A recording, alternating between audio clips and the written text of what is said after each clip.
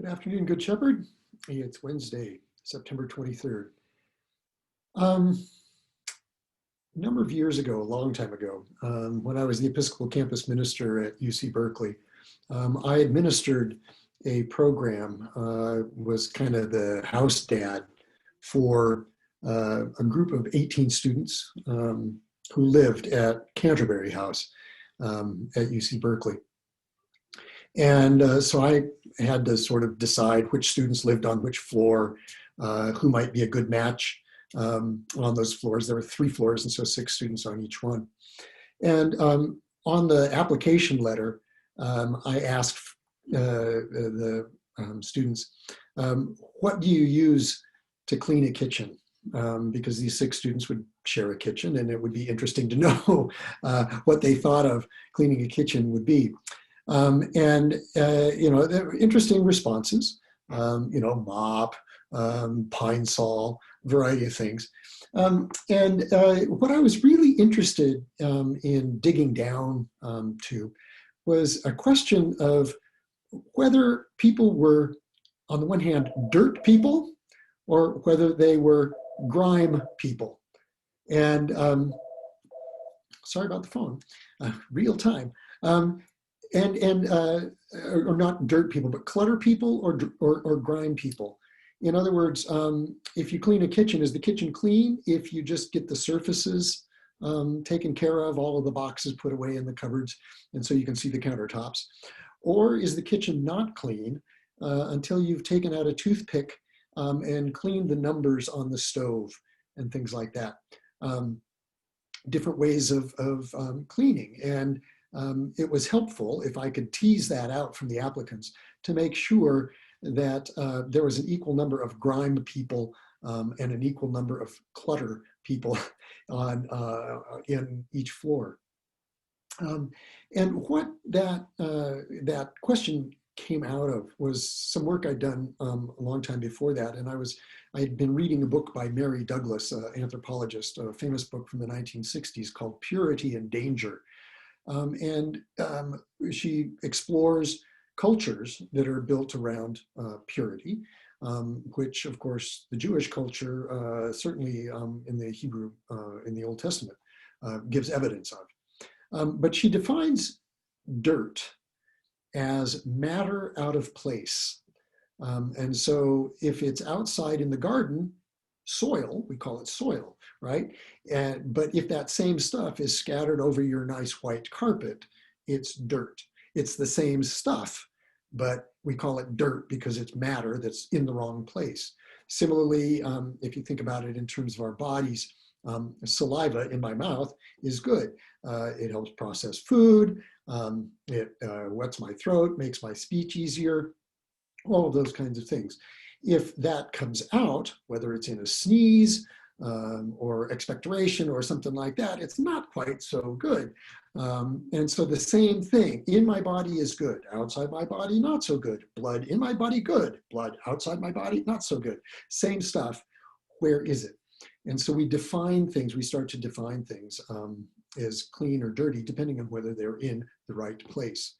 All of this I was reminded of as I was reading chapter 3 of Marcus Borg's book, Meeting Jesus Again for the First Time, where he addresses the question of a purity culture.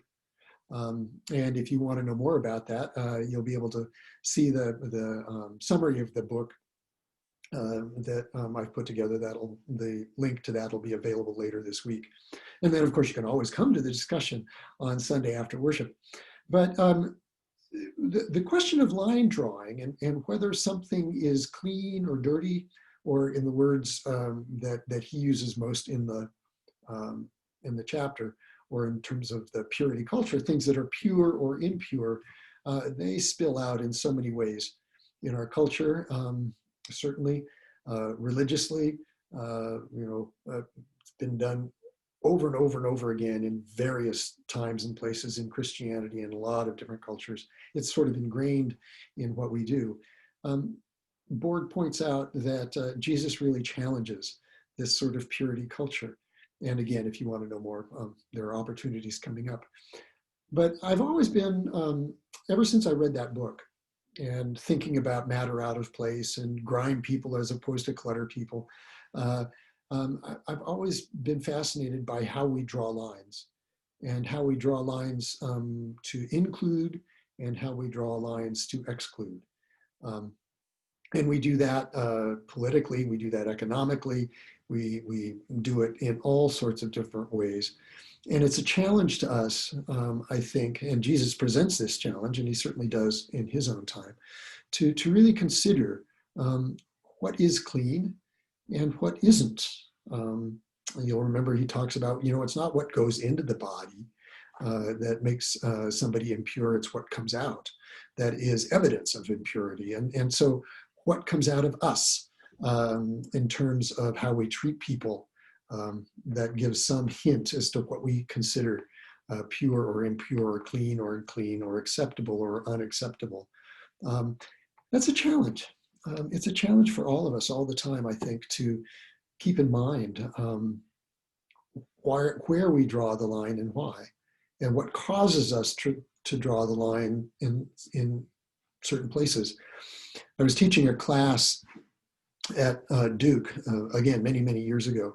And on the first day, I gave the students a series of questions on a piece of paper with a line. And I asked them to draw on each one of these lines, put a mark, how they felt about the questions. And then I took all of them home and I measured all of the lines and I came up with an average as to how they answered these questions. And the questions were mostly about social issues, whether it was marijuana use or abortion or, a lot of different things.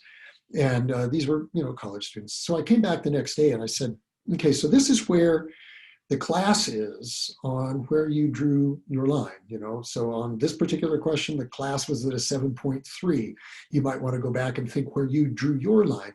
And I said, I don't really care where you drew your line, but I really am interested in you exploring why you drew your line where you did. And we teased that out over the course of the quarter. I didn't ask the question at the end to have them redraw their lines to see if things had changed. That wasn't really my intent. But my intent was a question of where do we draw lines? Why do we draw lines? And what is it that causes us to change? And usually we change our line drawing based on something that's personal, some issue that we've had personal experience in, and it's something that isn't head knowledge. So I leave that sort of as a thought for this week, just as we're reading this particular chapter in Board, but where are we caught up in a purity culture of our own making? And what might Jesus have to say about our concerns about purity? Questions for pondering. I'll leave it with you, but I'd be happy to talk about it at any time. Blessings this week. I look forward to seeing you soon.